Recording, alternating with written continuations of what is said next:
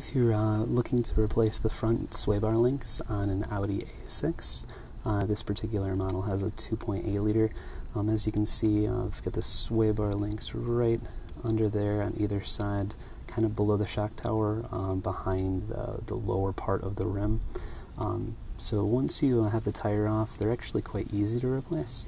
There's basically a bolt running through the top and the bottom of either side of that sway bar link. So once you have that bolt removed, the sway bar link basically just pops right off.